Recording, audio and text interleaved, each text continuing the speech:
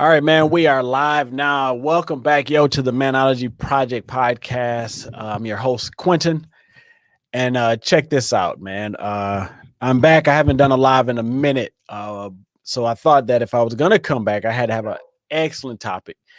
And so today we really want to talk about our culture, the impact on the culture, and then on what that impact is doing on our young adults, as far as creating the type of faith that will actually have you cemented in concrete, built on Christ. So what I wanted to do is I got my boy here, Pastor Eric Starks Jr., who is the young adults pastor at my church, his church, Brightmoor Christian Church. What up, all of the Brightmoor family out there? But I got Pastor Starks on here, or Pastor Eric, that just kind of talk with us. We're going to walk through what he's been doing at our church as far as assisting our young adults with building the right type of faith in Christ for sustainability. So what's going on, Pastor Eric? Hey, just doing work, just coming off Easter weekend. So all the pastors out there are getting some extra Z's in. Right. It was a crazy weekend for all us pastors. Yeah, man. Do appreciate all the work. And then also I wanted to say thank you very much for accepting the invitation, even though I know this was a busy week for you. I do appreciate it, man. And listen, we're going to dive right into it. Kind of give us a little background on the passion that you have behind the young adults. Yeah. Well, I think for me, it starts with being one myself. Man, like if you would have told like 18-year-old me that at 25, like I would have been a pastor for 4 years, like I wouldn't have believed you, because I've been doing this thing since I was 21, and I've learned a lot. I've learned that, man, we're still growing and developing. We may not be growing and developing physically, but mentally and spiritually, we definitely are. So I think that it's important that, faith is a part of who we are in these years. Because I mean, the stats show that, like, if you don't get your life together, like 18 to 25, like you're heading down a bad path, Right. You gotta marry the wrong person, have a bunch of debt, whatever it is, have stuff on your criminal record, whatever it is, like this is the time to get it right. So have you always been so as a pastor, have you always just been a youth or a young adults pastor? Yeah. So I did youth pastoring, which would be 6th to 12th grade, for about three years. And then there was kind of one middle year that we came back to Florida, where I was doing, basically I was a creative pastor, which really means graphics and videos. Wasn't my thing, because I wasn't preaching, and that's what I feel like I was born to do. And so COVID hit, ended up changing that position, which really was the Lord's favor, because we ended up at Brightmoor, and now I'm doing young adult ministry, which is for our church is 18 to 30. Specifically, there's a little bit of fluctuation depending on, if it's a service or an event or a small group, but and man, I just feel like I was built for this, because I'm 26, like I'm literally in the middle of the age group that I'm ministering to. So it's not just, oh, boy's up there telling me what to do with my life. It's like, no, he's doing it too, because he's in it, Right. So like now he was. Yeah, go ahead. No, go ahead. I'm listening. No, I was just gonna say, like he just came out of a dating season, or he's newly married now, or he's into urban culture and hip hop and sports, the things that young adults care about. So it's like, but Jesus is the most important thing in my life, but I still love those things. They're just not the most important. So I'm right in here, with them. Yeah. How do you bridge that gap between, letting them know that you can have fun, enjoy some of the culture, not all of it, but some of the culture does yield, some fun things in there. So how do you do, when you're expressing the language of the Bible. Like, so how you, what is that common bridge, or what's the common ground that you sink, you kind of anchor in to let them know that you can have, but you can enjoy the culture and stuff, but letting them know that Christ is the anchor, for what you should have. Yeah, that's good. I think we got to like look at the life of Jesus. I mean, he was getting rebuked for, eating with sinners, or being in this town that, his people normally don't go to, or talking to this woman that, men aren't even supposed to associate with, right? Right. He was getting criticized for those things. But the reason why he was there was to be light, right? He was there to change the atmosphere, to impact people's lives, to make other people better, and ultimately to draw them closer to his Father, to God. And so it's the same with us, man. Like, Jesus lived in Judea, in Samaria, like Right. he was with Roman officials, and like he Right. lived in the city, like he did life just like we do life. And Right. so it's not about abstaining from the culture. It's about abstaining from everything that separates us from God. And oh, that's good. That's and good. bringing God into the culture. So, for example, I absolutely love rap music. So what I do, I listen to Christian rap music. I Exactly. absolutely love fashion. So what I do, like, I rock my J's on the stage when I'm preaching about Jesus. Right. You do. So there is no separation between like our relationship with God and living on the earth. God's the one who put Right. us on this earth. Yeah. So he doesn't want us to crawl into a closet and just pray to him all day. He wants us to live Right. life every day in relationship with him and in relationship with other people. Right. Now, that's the thing I think that most people they're very confused with, is that, so I grew up in church all my life. So, I mean, like literally all my life. And then, you have that spurt right there where you turn about 16, 17, and then it's like, oh man. So you get introduced to probably the first thing that hits you, which is girls, right? So it's like, that's like the first thing that hit. Well, I take that back. The first thing that hits you as a young, moving from that mid-teens to young adult, is the music. That's the first thing. I was a big rap buff. And I'm still a big rap buff, but I did the same thing you did, which is I just changed the narrative around what I'm going to listen to. And so I listen to Christian rap to the hills. I mean, that's pretty much all I play. My kids are pretty much adapted to it. Everybody, but I think that having a love for hip hop, or whatever, whatever they want to use, the culture is saying, doesn't change my ability to actually serve Christ the proper way. And you said something that was really impactful, which is, abstaining from those things that actually do separate you from Christ. So I want to drill right in that, because basically that's probably where we get really sticky with young adults. So they say right around that college time is when, I have a 16-year-old son. And so he's been pretty much living under me saying, hey, this family goes to church. So now he's about to head to college, and now he's got to do this church thing on his own. So this is where a Pastor Eric, and Pastor at Diamond, that's where you guys come in. And then now what do you guys take and then pour in from that standpoint? So they're coming out of a Christian home, but what statistics have shown is that a lot of our young Christian kids that grow up in church are falling away, basically, especially due to the fact that church is boring. They're saying that church is not catered to them. And then I've also learned that they actually want to be pushed. They want to be challenged to be better.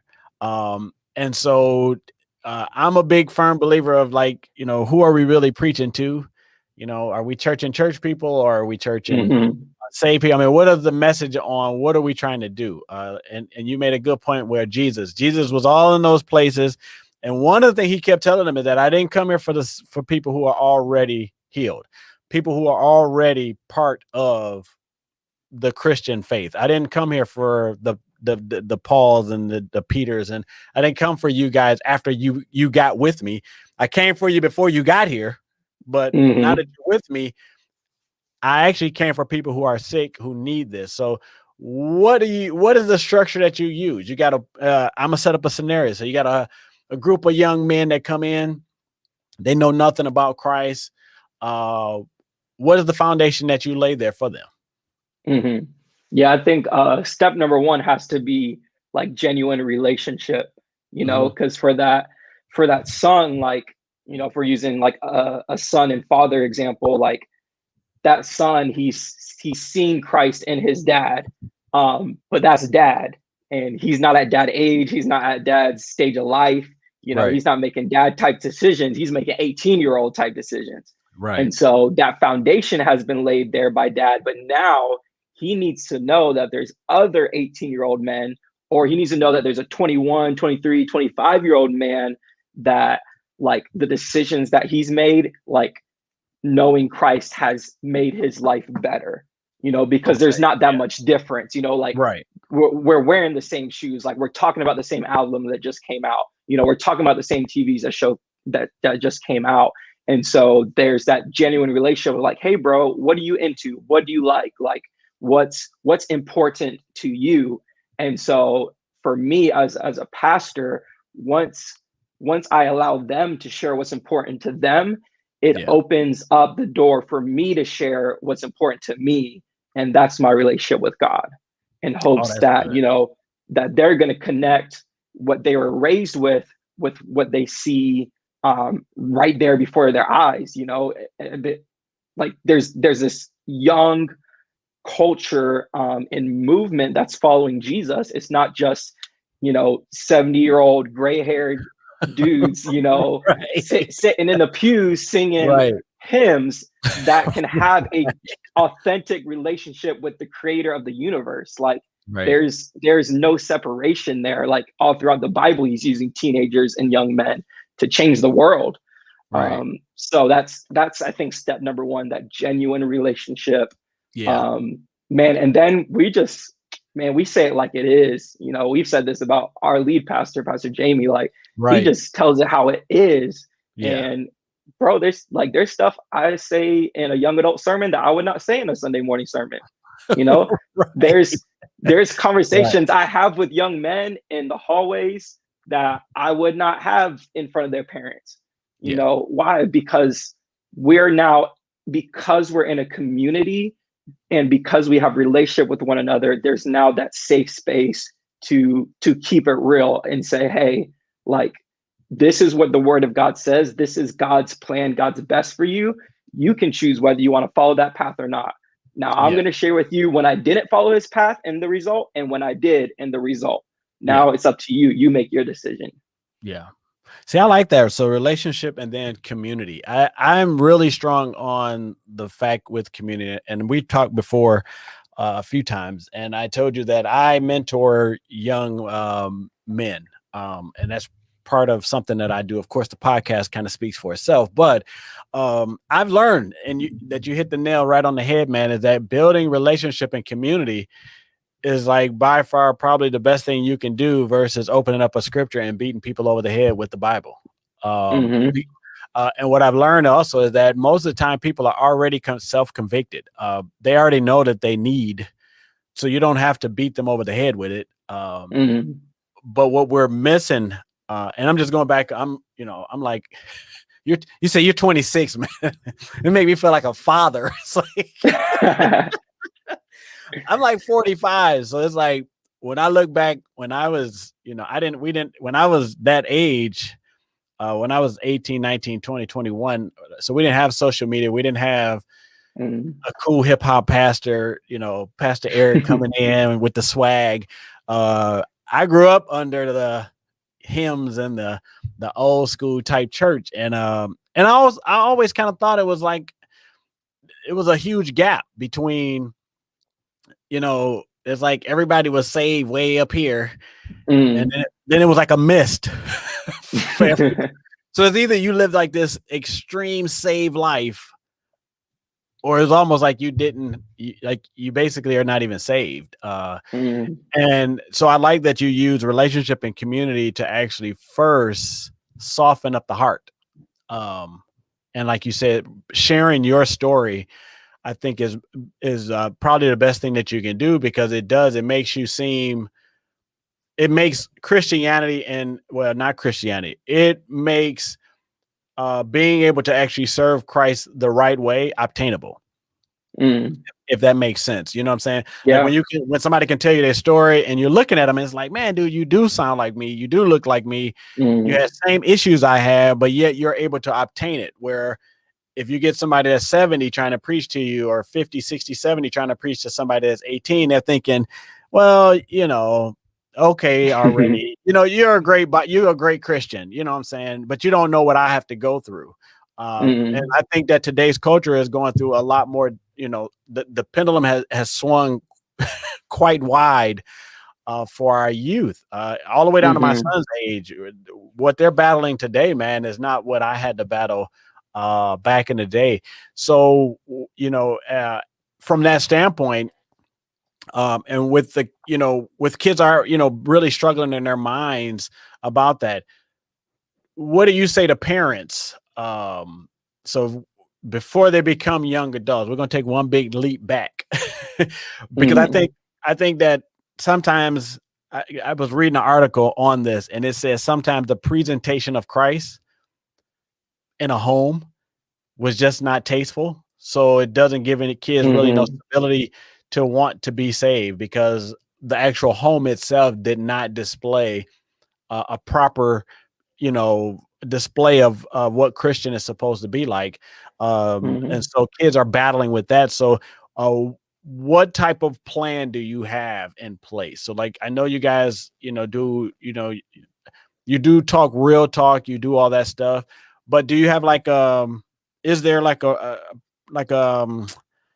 I mean, in your mind, do you have like a plan that you have to say, okay, when we have these young people come in, basically you and the wife, is like, this is the structure that we want to stay on. Even with the sermons, like this is a platform that this is kind of the road we want, or path we want to take these young adults on, so that at the end they are, able to understand and believe that this walk is obtainable. So do you guys have a plan that you guys use, that structure? I mean, you ain't got to give us all of your, your stuff, but just share a few, nuggets on that type of plan, on what do you guys use for that? Yeah. You talking ministry wise, or like personally? Oh, well, I if you don't mind going personal, I like both. I think that both should match. I think that if you do it ministry, I think that your life should have some resemblance of that. So if you could share a little bit of both, and that'll work for me. Yeah. So ministry model wise, for us, it really goes like large gathering, small group, serving. Like that's 1, 2, 3. And the reason why it's that way is large gathering is our worship services. That's where the gospel is presented. So number one, it's like, I mean, that's got to be your first step. Number two, practically, that's probably where you're going to come to church first, because one, someone invited you, or two, there was something, obviously, like we have a young adult. It's not just a young adult ministry, but we have young adult church services. So they're geared for young adults, and so that's the easy in, because like, for example, last Thursday night, we gave away 2 Apple Watches. Like, what 21-year-old doesn't want a free Apple Watch, a chance to win a free Apple Watch, like they don't got money to buy Apple Watch. So, it's like that's the draw. And then the reason why next it goes into small groups is, then that's where those deeper relationships form. And once you have a deeper relationship, then you can begin to address life issues, right? Because I can't call somebody out on the stage and be like, yo, I saw what you posted. Like, you need to stop, ABC. Like, I saw you on Instagram. Right. But in a small group, I can do that. I can teach the word, and then I can pull someone aside and say, hey, how does this scripture apply to your life? And they can be like, well, the Bible says this, but I act this way. It's like, well, is that something we can change? Is that something we can work on together? Can I walk through that with you? And then lastly is serving, because there is no better accountability when it comes to being committed to the church than serving, than being involved. So I've never been a pastor that's like, oh, like I got my like Fab Five, you know, I got my worship leader, I got my tech director, you know, I got my small group leader, and I got my five, so I'm good. It's like, no, everybody can do something. I don't care if you're like putting a doorstop on a door, you know what I'm saying? Like, Right. I don't care if you're handing out free coffee water bottles. Like, it's not about what you're doing, it's about the accountability that comes with what you're doing. Right. Because once you're on my team, once you're a leader, once you're a servant, I'm holding you to a higher standard. And the higher that standard is, the deeper that their spiritual walk has to be. And ultimately, like, that's the final goal. Like, I want you to be as close to God as possible. And so those are kind of the three going through. And I mean, if we were to just put that in a personal sense, I think it goes, you know, man, just sharing the gospel. Like, number one, sharing and living the gospel, you know, like that's the service, that's the worship service, you know, in our lives, is that we live it, we love, man, we're just real, we're authentic Christians, and we're not perfect, but we share the love of Christ with people. And you know, that small group aspect then comes into relationship, where you care about people enough to pour into their lives, to ask them how they're doing, you know, to man, to if somebody's hurting or struggling, you help them however, you know, whatever way you can. You know, our pastor has an example of, you know, there's a elderly lady across the street that, you know, is always just cursing people out and just, you know, is not a part of church or Christianity or anything. And he goes in and, you know, snow plows her driveway. Why? Because that's building relationship. You know, that's opening a door. And then, you know, when you're just like you would serve, you know, in a church, you serve people, you know. What's the greatest commandment? Like, love the Lord your God and love your neighbor. And so it comes down to that, you know, it comes down to serving other people and not being self-seeking. Because really, if you're not a Christian, you're by default self-seeking, like you're living for yourself. Isn't that crazy? It's just like like even if you're running a charity organization, you're still doing it for yourself. I know it gets really tricky. And I'm happy that you brought that up. I'm gonna tell on my own self really fast. That probably was like one of the biggest things that that like was heavy on me for doing like podcasting and doing a t-shirt company and a Christian apparel company and stuff. That is so much self-promotion. I'm like, Lord, I hate self-promotion. Like, I really, really hate self-promotion. I'm like, Lord, if you could just open up doors where I don't have to get out here and just look at mine. Push. But I know that you have to do it. And I'm not saying, hey, everybody out there, I'm not saying that if you have a business that you're not supposed to promote yourself. This is a personal thing that I have, because me and my wife and stuff, we're like, you know, kind of quiet in our own home. But when I got on these platforms, I'm like, man, I gotta go past my comfort zone into something that is arena where I actually don't like to be in. Like, I don't want to use Quentin as the push. But that's pretty much what the name of the game is. If you want to be out, you know, if you want to kind of be out on this platform, you're going to have to push, you know, what you know, your name when you're doing this. But I do like that, like really that self-promotion and then understanding where to balance. So right now I'm learning my own balance with self-promotion. So I'm glad you brought that up.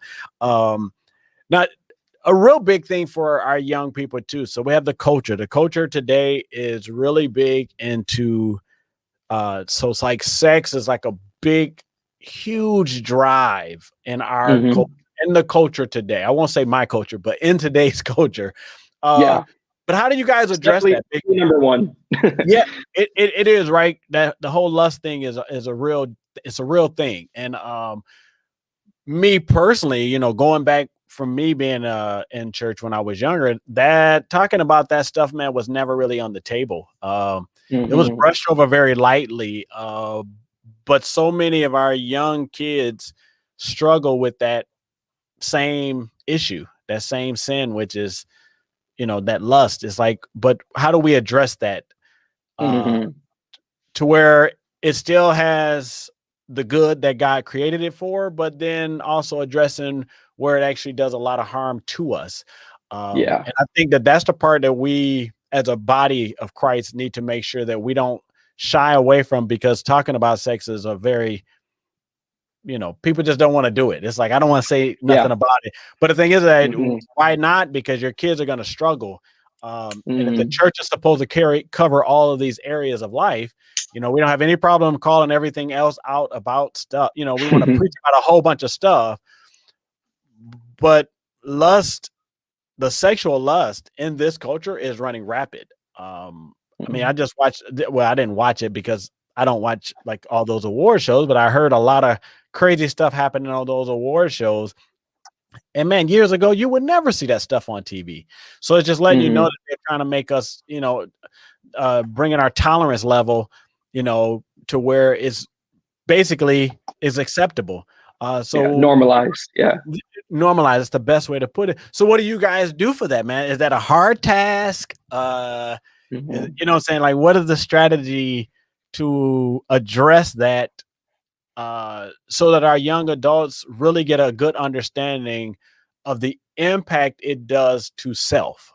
Not really just saying don't do it, but really get them to understand that impact, that when you do, this is what you as a person carries, Yeah. So do you guys really dive into that, or give me a few steps or, little plans that you guys do of addressing that and helping our young adults walk through that?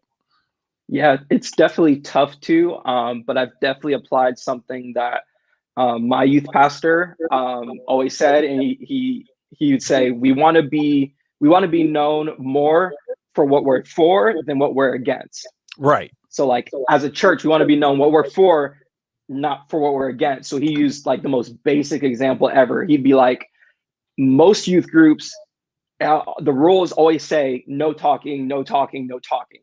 He was like, we don't want to harp on no talking. We want to harp on pay attention, pay attention, pay attention, because God wants to change your life, you know? And so I've never forgotten that. And so I think it really applies to this topic, because all they've heard from the church or Christians is do not, do not, do not.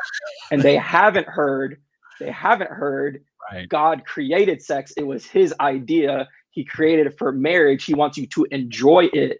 Right. It was created for you, for your enjoyment, literally. Right. It has a plan, it has a purpose. Right. But they've not heard that. They don't hear that perspective. Right. They just hear don't have sex before you get married. Right. And half the time it's not even given a reason. Like dude, I'm telling you, that's just literally all while I grew up, that's just how it was. If it really wasn't for my mom and my dad actually just being straight up, that's pretty much how the church used to deliver the message. It's a sin, don't you do it. It's a sin, don't you do it. And it's like, well, my body is saying another thing. So now how do we address, like, you know what I'm saying? Like, and that's the part I'm saying, is that your body says something else. So now how do we teach or address that with our young adults? Because that's a big struggle. You're dating, and all the things that come with dating is pressure. It's like literally super pressure. And I think that, you already get, you guys are already, very honest and true when you're speaking in your message and stuff. And I think the more you guys are at that level, I think it does make it more comfortable for the young adults to actually get a better understanding of, not sin the way that it's being preached. It's not the sin that they're saying it as, but it actually has more sin or a more direct effect on me. Like doing this, not out of the way that God told us to do it, tears you up as a person. Like from here to your feet. It literally, I mean, especially in your mind, it literally racks your brain. So it's really good that you guys are not shying away from providing the young adults with that in the most tactful way. Because like you said, Pastor Jamie is pretty blunt. Like, I think that, he doesn't really shy away from a lot of stuff that I would consider that would be, like all of our racism and all that stuff. And he goes right into it. It's a tough discussion to have. Like it's so serious and it's so sensitive, but you have to address it or else people walk away not really knowing. And as a church, we just can't do that. So I applaud you and the wife for really being able to figure out a strategy to be able to help our young adults out. Because I mean, like I said, my son is 16. So it's great to have this conversation with you because I know where my son is going. When he comes back from college and when he's in there with you guys, I know that you guys are backing what I'm preaching at home. So that's really, really good. What about the experience? Like, so what about the feedback from the young adults that you guys have? You guys hang out with them. So what is that feedback like? What are you hearing about, the design of a young adults church and praise and worship? And then you guys also, when we were talking, you also spoke about that little fun time that you guys always set up too, where there's some fun activities as well. So what is that feedback like? Yeah, I think we've received a lot of appreciation. I would say the word. And obviously COVID plays a big deal with that because I mean, it's a season of isolation. And so to get people together they're just thankful for it, Right. I mean, the college students don't go to college anymore.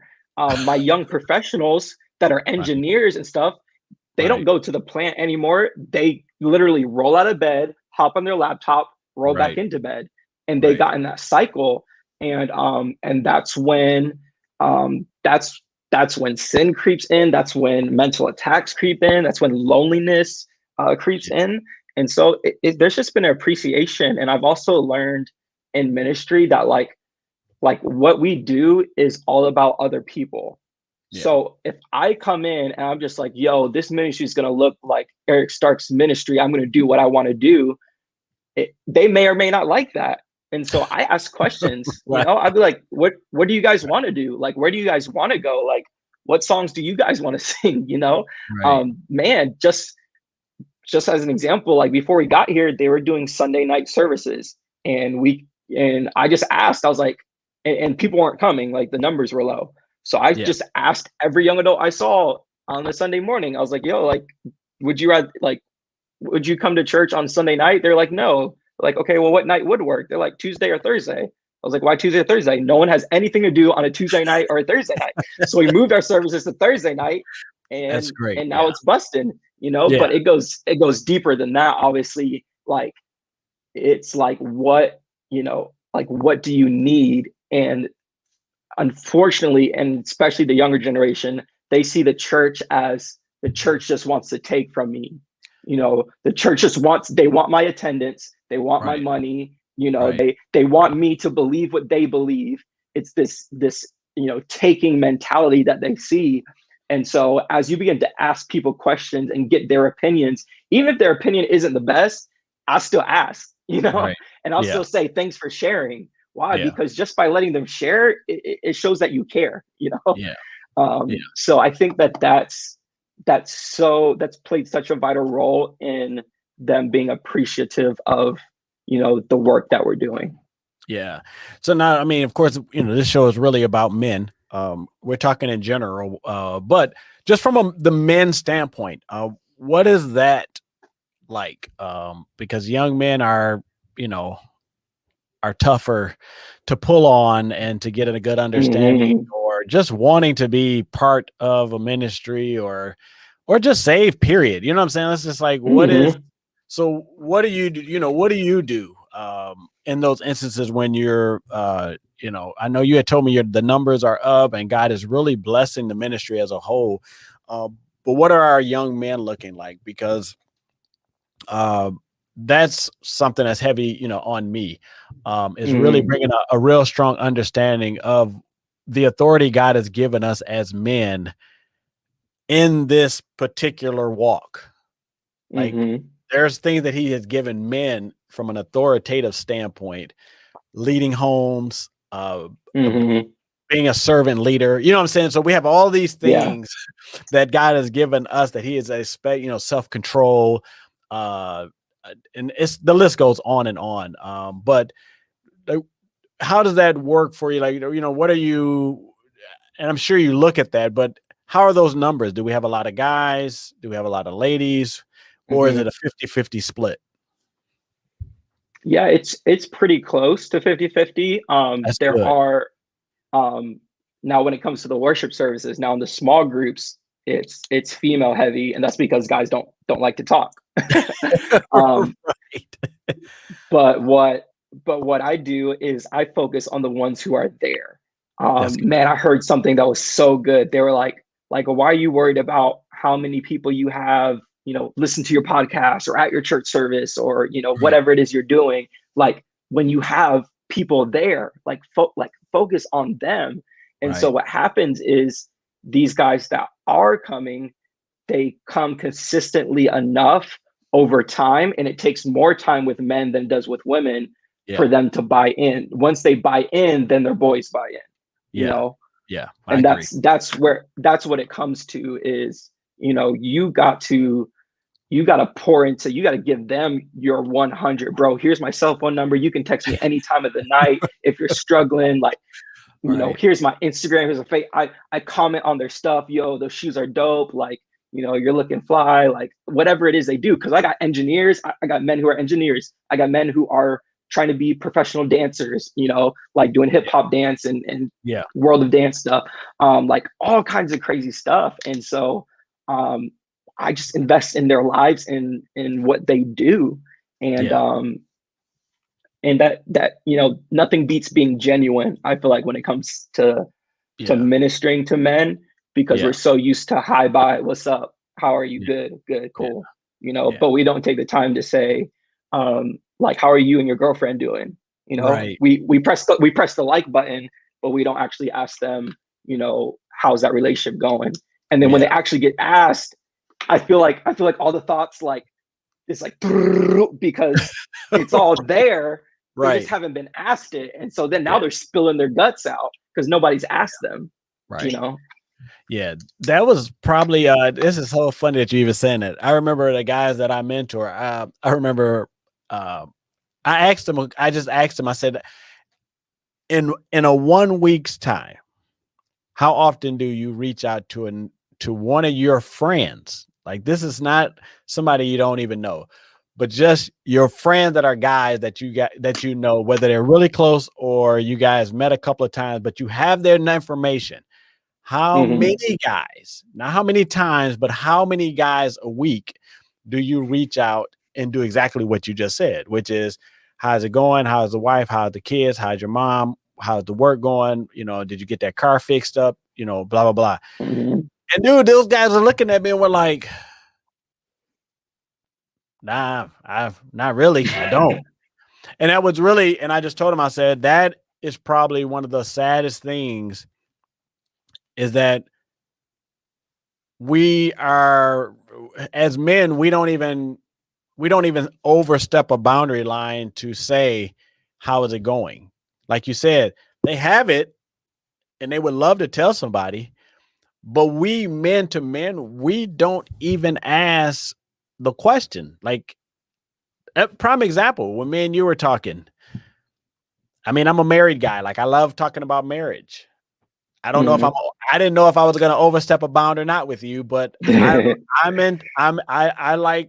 enjoy mentoring men, and then me and my wife enjoy marriage. So what was the first thing I asked you? I was like, "What, how are you and your Adonis marriage going?" Now, is that overstepping the line? If it is, you would tell me. You just won't say anything about it. But the thing is that you didn't even think twice about it. You just was like 1, 2, 3, 4, 5. Hey, but go ahead. The difference is like, with you, I would. With a bunch of other people in that same lobby, I wouldn't. Because there's that. I do. Because we've talked before, and like, like I know your background. I know you share with me part of your story.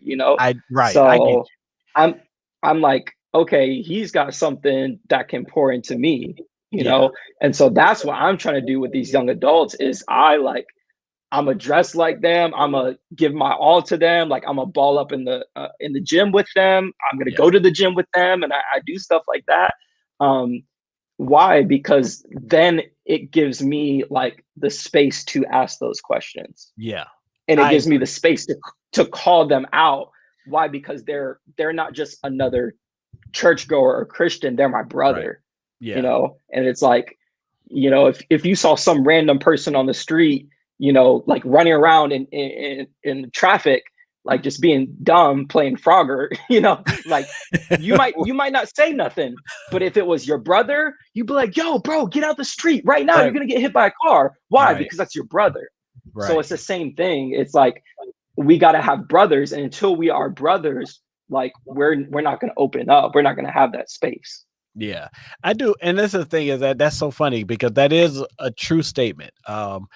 My biggest thing that I've learned with men too is that we don't want to give up information because we always feel like somebody's going to use it against us later. That's Mm, our mentality is that I can't give you stuff that you can use against me later. So that's why it's best that we build a relationship so that I can at least count on the relationship for you not to go and use this information against me to get up on me. And I've been doing this for over 10 years. And so I've learned that, and I've talked from men, I'm 45, so maybe 10 years older than me, 12 years older than me, to guys all the way down to my son's age. I talk to my son's friends and stuff. But even at 16, talking to my own son, it's still the exact same thing. So I got to tell him, like, yo, you know, like I'm on your team. Like, mm-hmm.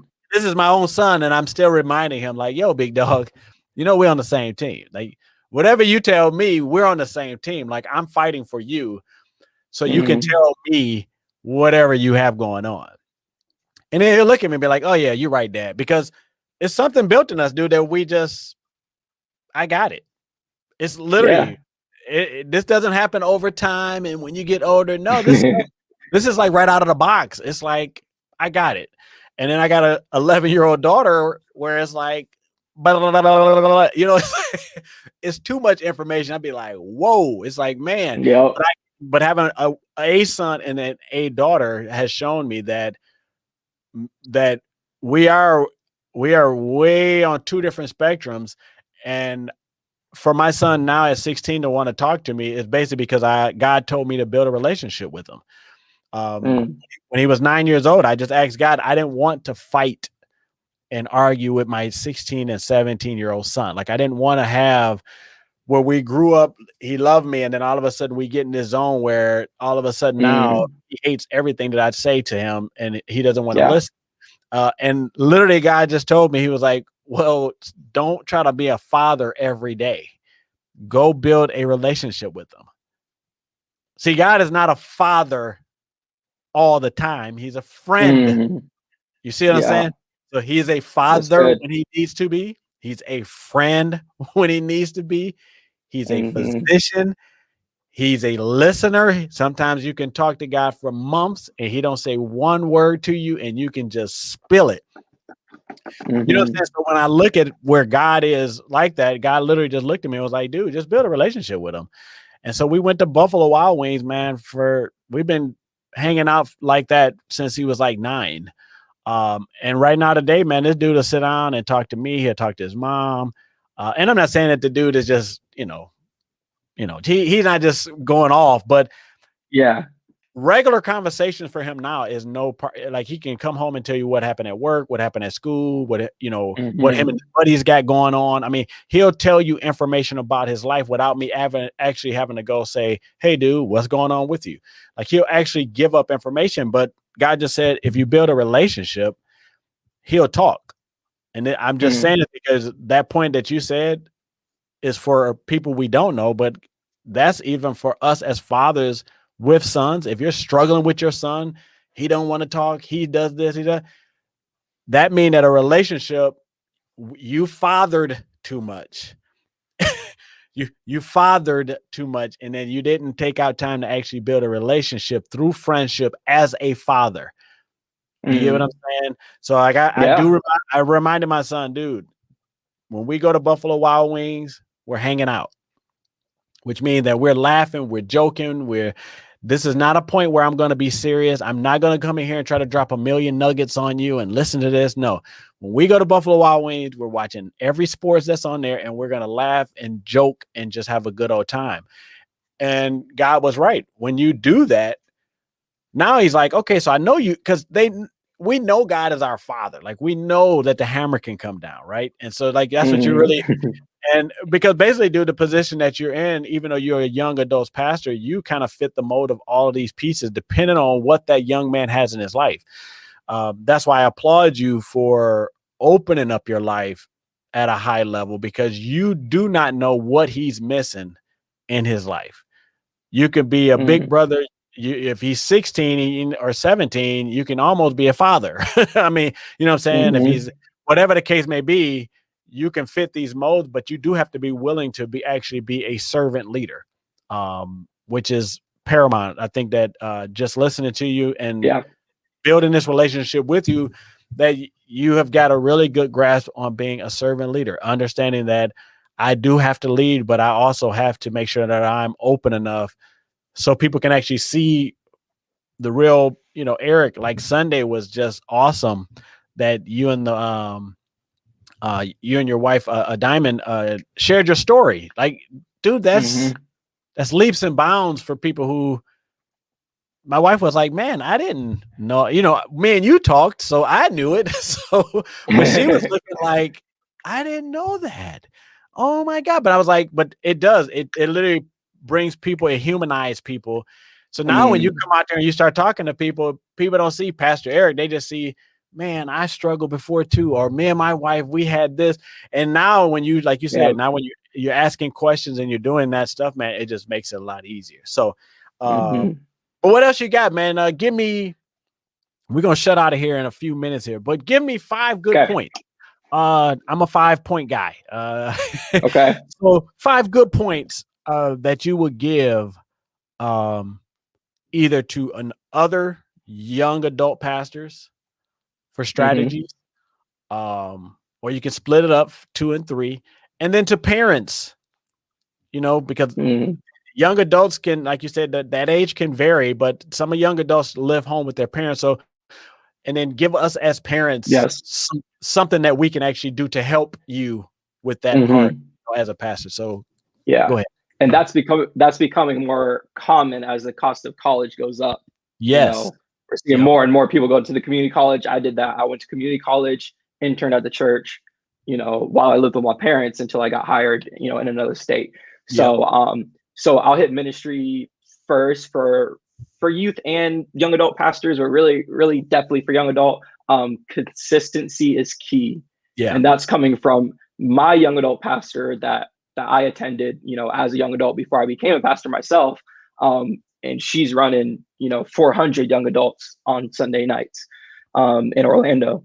And so like consistency is key. And it's like young adults are busy, right? Because you're doing job, you're doing school, you got friends, you're dating, you're not settled in. Of course you get busy once you have kids, but a lot of that busy time is at home. You're busy at home. You're not necessarily busy with all these different options. And so you got to be consistent, and you can't beat people up when they're not there every single week. I take the mentality of, hey, whenever you are here, like I'm going to give you 100%. Whenever you need me, I'm here for you. But if you miss 2 weeks, like I'm not going to scold you, because I understand you have an exam coming up this week. I understand that, you're dating somebody that lives in another city, and this was the one chance you guys got to, go out or whatever. And so, but it's staying involved in their lives, even if they're not 100% committed to your ministry, even if they're not your right-hand man, serving, helping you tear down the chairs, you still give them that access. 2, I would say like excellence is everything. So consistency is key. Excellence is everything. If you're not focused on excellence when it comes to the young adult crowd, you're not going to win, and I believe in excellence, not because I want me to look good or my ministry to look good. I'm representing God, and I believe that God is the greatest being in the universe. And so if I'm doing anything that's for him, that's representing him, that is presenting him, I want to make it as excellent as possible. So resource yourself. Oh my gosh, I have taken my preaching, my graphic design, my, event planning skills to another level just by watching YouTube, because so many people are like, oh, we don't have the money, the resources, or, I don't have a mentor that's, my dad wasn't a pastor. I'm a first time, bro, go on YouTube. I found stuff. Right. And I have taught myself, and I get compliments all the time. Like, bro, like everything that you guys do is excellent. I'm like, yeah, because it's for God. That's good. That's why. To the parents, I'll say as a son's perspective, since I'm not a father yet, but from a son's perspective, I think my dad had a great balance of providing for me and being there for me. Yeah. And I feel like it's easy to just do one and say, oh, because I do one, I don't have to do the other. Yep. Like I pay the bills. So, mama can love on the son, Right. It's terrible, but you're right. So, that's something that I admire, and I would encourage, fathers to do is, provide and be there, man, it's so cool to like, I feel like as a son, there's nothing better than like, yo, my dad took off work today to be here with me. Yeah. Yep. And it's like, okay, we might have a little less spending money this weekend, but who cares? He went to work Monday through Thursday, but he asked off a month in advance to be here for this Friday night graduation, whatever it is. Man, obviously, like, the healthier our marriage is, I believe that the healthier a son's like dating relationship will be.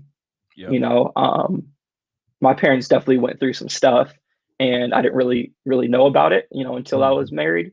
But definitely the example, the biblical example was there. Mistakes were made and all that.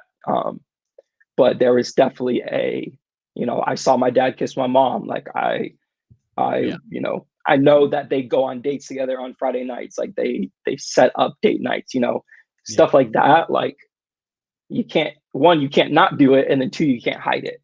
You can't hide that.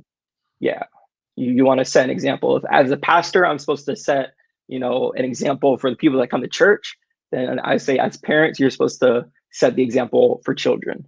Yeah. Number 5, man, I gotta pull something out. I know, because providing and being there is like 2 in 1. True. Okay. I think I got it. So I'm gonna be like super real. We talked about, like sex being number 1 as, the thing that young men are struggling with. Number 2 is money. Yep. Like sex and then money. Yep. And I think having a healthy relationship with money as parents is huge. That's huge. So I like huge, that one, bro. Because now as an adult, check this out. As an adult, when I begin to understand and know like what my dad's salary is, and then how much his first home cost, and how long he stayed in that home. Yep. But then when the PS2 came out, he bought me that thing. When I played good in sports, he got me some Jordans. There was money in the bank. They paid for my first year of college. Yeah. Why? Because there was this healthy relationship with money. Yep. And we know that's the reason why parents fight, is most of the times over money, right? Yeah. So you have that healthy relationship. We're tithing, we're saving, we're budgeting. Like it comes down to those 3 things. You tithe, you save, and you budget. Yep. And unless you have debt, then pay off the debt, then save. Yep. But you still need a budget, and you still need to tithe, even if you have debt. And man, that made a difference, because I know that my friends' parents divorced either because somebody cheated or there was money problems. Yep. It comes down to that. And like it does. Sex and money are your 2. The 2 evils that always kick our tail if we don't have it in check. So listen, man, this was a fantastic conversation. I really enjoyed it. Once again, man, I do appreciate you taking out a good hour here, man, to hang out with me on the podcast, man. Hopefully 8 p.m. on the dot. Yeah, listen. Hopefully. I told you, man, I like to try to keep it right. I want to be respectful of time because time is precious, and so but listen, hopefully when your schedule opens up, man, that I can have you come back on. Maybe we'll talk about some marriage stuff. You're a young married guy. I think that the first couple of years, I'm far removed from the first couple of years. I can talk about it, but I'm far from removed. I got 23, but it would be awesome to hear your take on those first couple of years, and then we, combine that information and have a good conversation around it. So when your schedule open up, man, please let me know. And of course, we go to the same church. So if you don't let me know, I'm gonna definitely be asking you. So yeah, man, thank you very much for coming on, man. Hopefully everybody enjoyed it. I want you guys to share this information. If you guys want to get in contact with Pastor Eric, he's the young adults pastor over at Brightmoor Christian Church. If you don't have a church home, you're young, you're between 18 and 30. 30-ish, we'll say. 30-ish. Listen, if you 18 to 30-ish. 18 to 30-ish. If you guys if you're sharing this with cousins and nieces and nephews and stuff, man, if you guys don't have a church home and you guys really want to get a better understanding of what God wants from us and then how you actually can open your life up to him, come on by Brightmoor Christian Church on Thursday nights. Pastor Eric and Pastor Diamond would love to have you there, and I promise you have a great time. This is your boy Q. This is the Man-Ology Project podcast, and I am out. Peace out.